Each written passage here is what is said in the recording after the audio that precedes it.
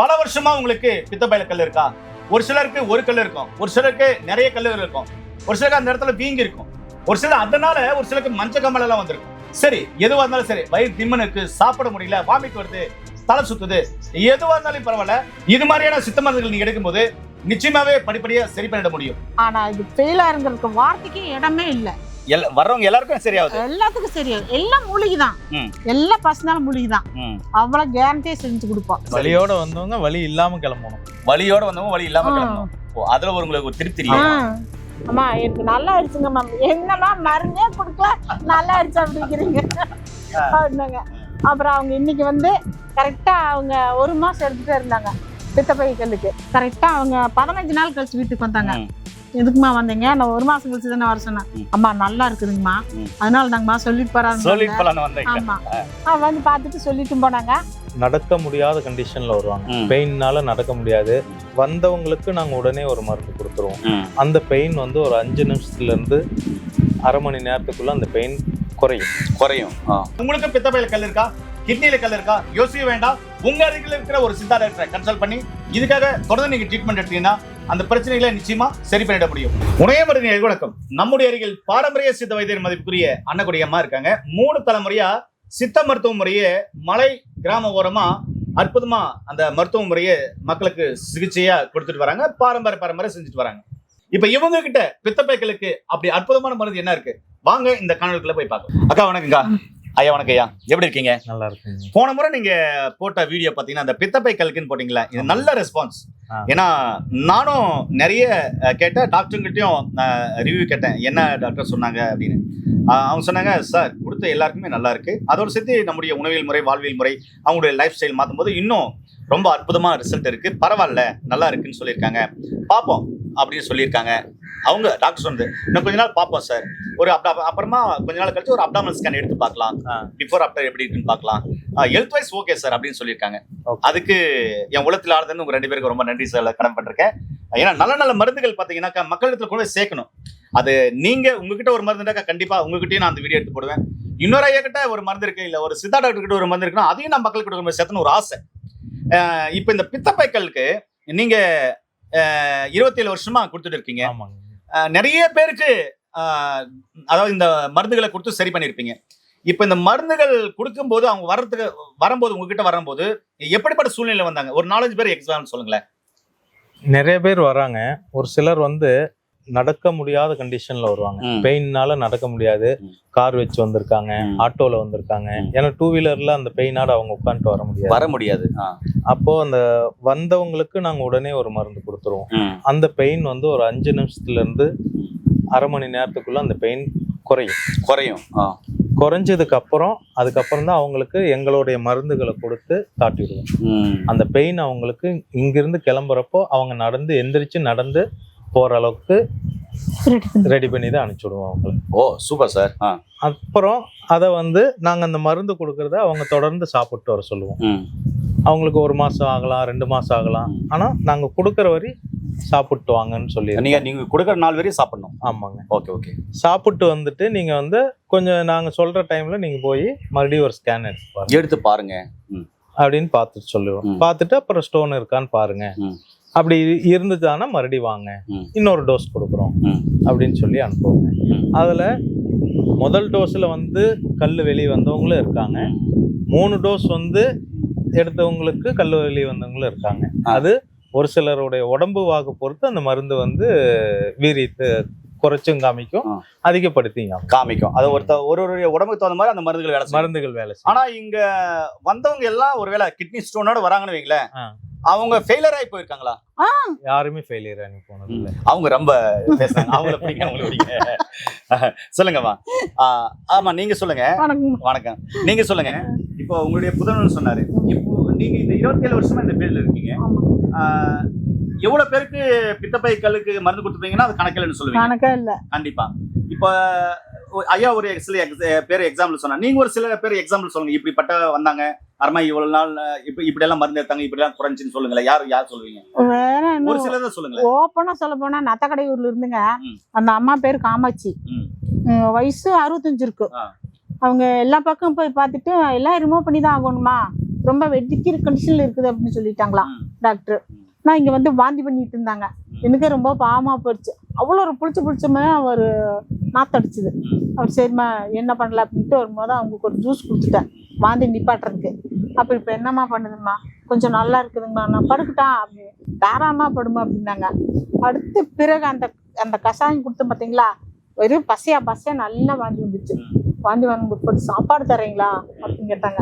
அது வரைக்கும் சாப்பாடு இல்லாம வயிற்று வலியோட துடியோ துடிச்சுட்டு இருந்துருக்குறாங்க.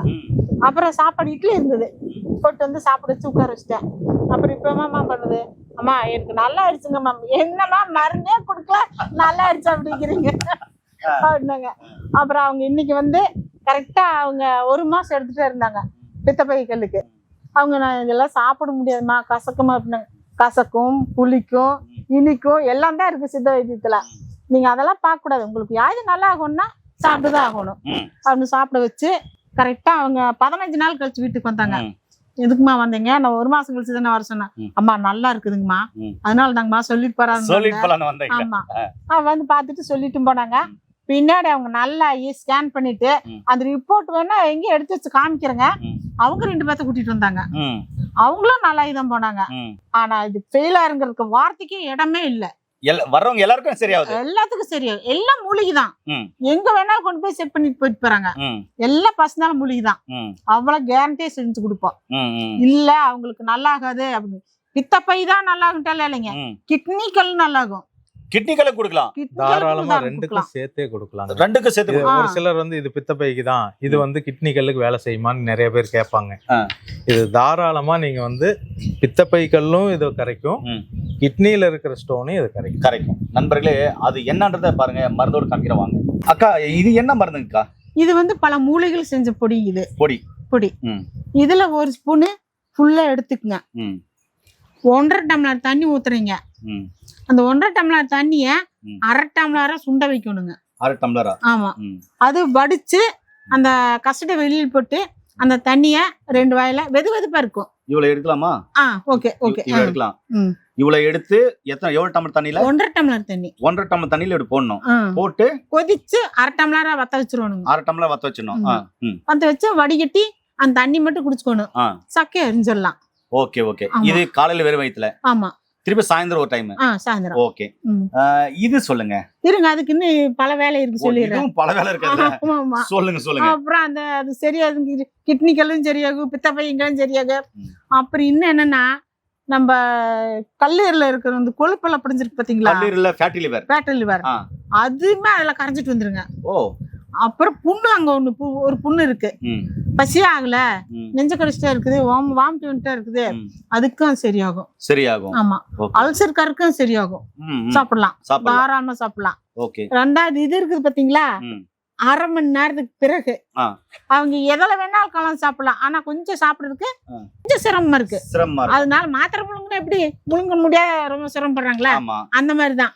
இது எடுத்து என்ன பண்றீங்கன்னா, ஒரு 3/4 ஸ்பூன் எடுங்க.